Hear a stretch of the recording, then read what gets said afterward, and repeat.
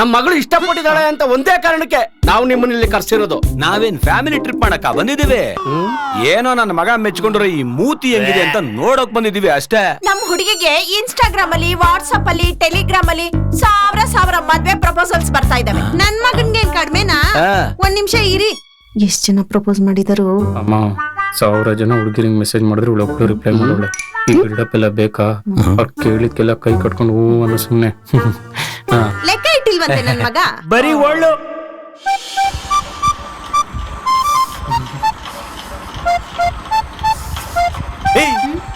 ಇಷ್ಟೊಂದು ಚಳಿ ಆಗ್ತಾ ಇದ್ರು ಫ್ಯಾನ್ ಹಾಕಿದ್ದೆಲ್ಲ ಆಫ್ ಮಾಡೆ.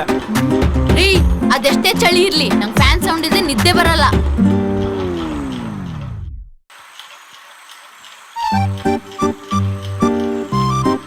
ಎದ್ದೇಳ್ರಿ, ಚಿಕ್ಕ ಚಿಕ್ಕ ವಿಷಯಕ್ಕೂ ಜಗಳ ಆಡೋದ್ ಬೇಡ.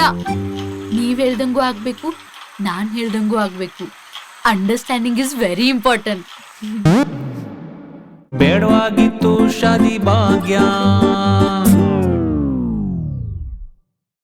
ಮುದ್ದೆನೆ ಇಷ್ಟ ಮೆತ್ತಗಿದೆ, ಮುದ್ದೆನ ಮುದ್ದೆ ತರ ಮಾಡ್ಬೇಕ್ ಕಣೆ, ಹಲ್ವಾ ತರ ಅಲ್ಲ ಕಣೆ. ನಮ್ ಕಡೆ ಮಾಡೋದ್ ಹಿಂಗೆ, ನೀನು ಹಿಂಗೆ ತಿನ್ಬೇಕು. ಸ್ಪೂನ್ ತಗೊಂಬರೆ ಹಲ್ವಾ ತಿನ್ನಕ್ಕೆ, ಅಲ್ಲ ಸಾರಿ ಮುದ್ದೆ ತಿನ್ನಕ್ಕೆ.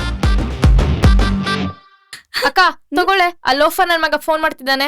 ಬೇಬಿ 5 ಸಲ ಡೋರ್ ಬೆಲ್ ನ ರಿಂಗ್ ಮಾಡಿರೋದು.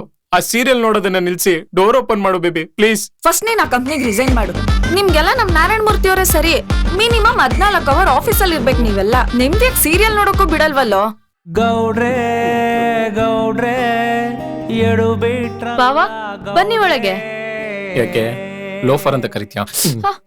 ಬಾವ ಅದ್ರಲ್ಲಿ ನಿಮ್ ನಂಬರ್ ಹಂಗೆ ಸೇವ್ ಆಗಿರೋದು. ನಿಮ್ ಹೆಸರೇನು? ಶರಣ್, ಪ್ರಜ್ವಲ್, ಹರೀಶ್. ನನ್ಗೆ ಮದ್ವೆ ಇಷ್ಟ ಇಲ್ಲ. ಕಾರ್ತಿಕ್.